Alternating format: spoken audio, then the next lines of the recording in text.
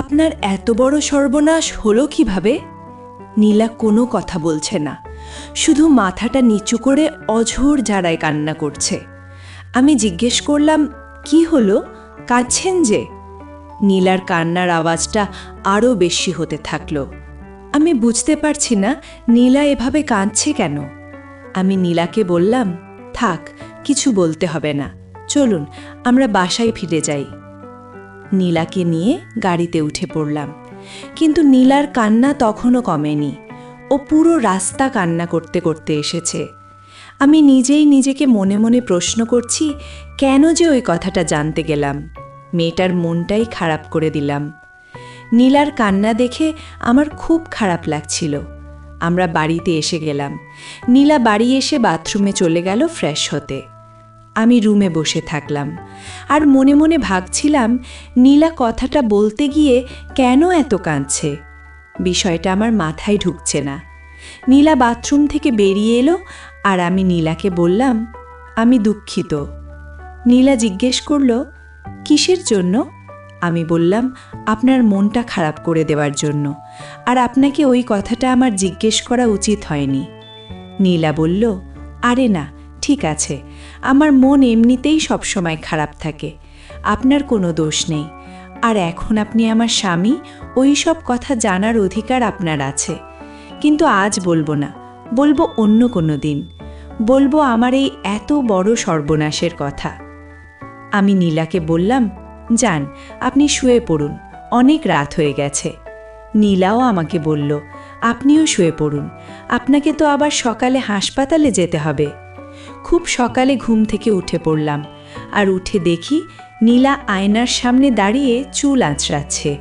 কি বলবো, খোলা চুলে নীলাকে কি সুন্দর লাগছিল। ইচ্ছে হচ্ছিল ওকে পেছন থেকে জড়িয়ে ধরি, কিন্তু না, ওকে জড়িয়ে ধরলে ও অন্য কিছু ভাবতে পারে, এই কথা ভেবে রুম থেকে বাথরুমে চলে গেলাম। বাথরুম থেকে শুনতে পেলাম নীলা আমাকে ডাকছে, বলছে, এই যে শুনছেন, এই যে একটু বাইরে আসবেন। আমি বললাম, কি হয়েছে? নীলা বলল, আপনার মাকে আনতে আপনার সাথে আমিও যাব, ভাবছি শাড়ি পরে যাব। আমি বললাম, পরুন, সমস্যা কি? নীলা বলল, কিন্তু আমি তো শাড়ি পরতে পারি না।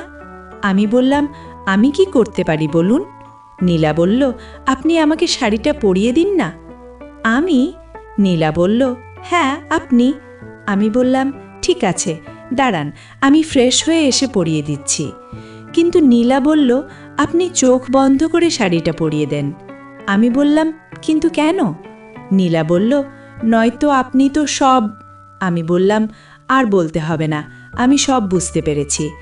আমি চোখ দুটো বন্ধ করে নীলাকে শাড়িটা পরিয়ে দিলাম। নীলা খুব খুব খুশি হলো। আমি বললাম, চলুন এবার যাওয়া যাক।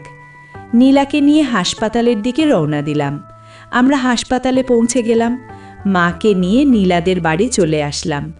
মা নীলাদের বাড়ি এসে বললেন তিনি গ্রামে ফিরে যেতে চান। আমি নীলার বাবার সাথে কথা বললাম, আমার মা এখানে থাকবে না, উনি গ্রামে ফিরে যেতে চাইছেন। কাল আমি মাকে নিয়ে গ্রামে যাব।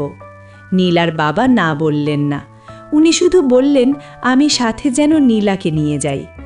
পরের দিন আমি, মা আর নীলা গ্রামে আসলাম। আমি নীলাকে আমার পুরো গ্রাম ঘুরিয়ে দেখালাম। রাতের বেলা উঠানে চাঁদের আলোতে বসেছিলাম। নীলাও আমার পাশে এসে বসল আর আমাকে বলল, সেদিন আপনি জানতে চেয়েছিলেন না আমার এত বড় সর্বনাশ কিভাবে হয়েছিল? তাহলে শুনুন আমার সর্বনাশের কথা। আমি খুবই সাধারণ একটা মেয়ে ছিলাম। যদিও আমার বাবার অনেক টাকা ছিল, তবুও আমি সাধারণ জীবনযাপন করতে পছন্দ করতাম। একটা ছেলেকে নিজের চাইতেও বেশি ভালোবেসেছিলাম, নিজের চাইতেও বেশি বিশ্বাস করেছিলাম। দিনটা ছিল সোমবার। ও আমাকে বলেছিল ঘুরতে যাবে আমাকে নিয়ে, তাই আমি আর ৭-৫ না ভেবে ওর সাথে ঘুরতে চলে গিয়েছিলাম। ও আমাকে ঘোরার নাম করে গাড়িতে করে একটা নির্জন জায়গায় নিয়ে গিয়েছিল। সেখানে ওর বন্ধুরা আগে থেকেই দাঁড়িয়েছিল। তারপর ওরা সবাই মিলে এই পর্যন্ত বলে থেমে গেল। আমি বললাম, আর বলতে হবে না, বুঝে গেছি। নীলা কথাগুলো শেষ করে খুব কাঁদছিল। নীলার দু চোখ দিয়ে যেন বৃষ্টির মতো পানি পড়ছে। আমি নীলাকে বললাম, প্লিজ কাঁদবেন না, আপনি কাঁদলে আমার খুব খারাপ লাগে।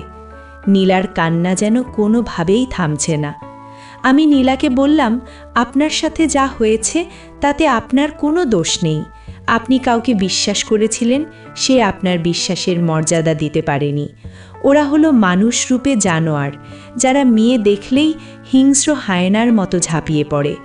আমি আরও জিজ্ঞেস করলাম, পুলিশের কাছে যাননি? নীলা বলল, না, যাইনি।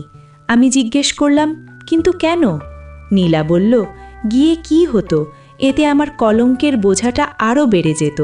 আমি বললাম, কাজটা আপনি একদম ঠিক করেননি।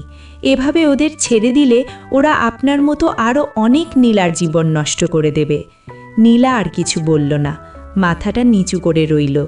ঠিক সেই সময় মা আমাদের ডাকছেন। মা বলছেন, জুনায়েদ, জুনায়েদ, বৌমাকে নিয়ে খেতে আয়, রান্না হয়ে গেছে। আমি বললাম, হ্যাঁ মা, আমরা আসছি। নীলাকে নিয়ে খাবার ঘরে চলে আসলাম। আজ মা অনেক কিছু রেঁধেছেন।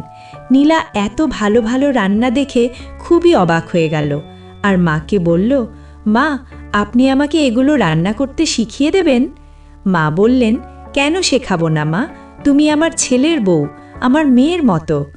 নীলা হাতে মেহেন্দি পড়েছিল, তাই খেতে পারছিল না। আমার মা নীলাকে খাইয়ে দিলেন। খেয়াল করলাম নীলার চোখের কোণে জল এসে এক ফোঁটা মাটিতে গড়িয়ে পড়ল। মা জিজ্ঞেস করলেন, কাঁদছ কেন মা? নীলা বলল, কেউ কখনো এভাবে খাইয়ে দেয়নি মা, আমার তো মা নেই তাই।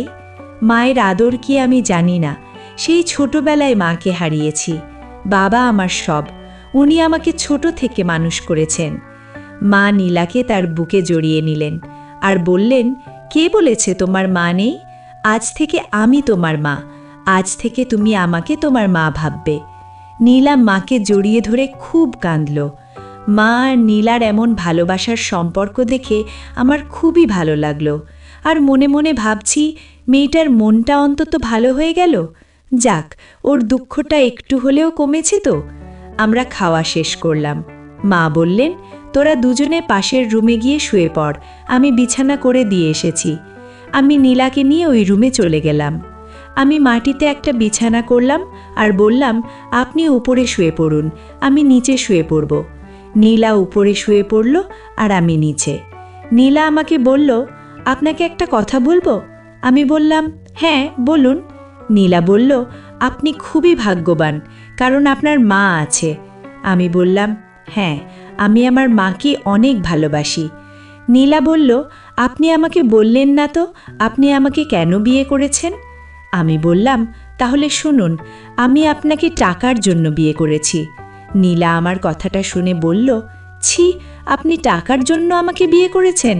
তার মানে আপনি আমাকে দয়া করেছেন? গল্পটি আপনাদের কেমন লাগলো কমেন্ট করে আপনাদের মতামত জানান। আমাদের জীবন কথা চ্যানেলটি সাবস্ক্রাইব করুন এবং বন্ধুদের সাথে ভিডিওটি শেয়ার করুন।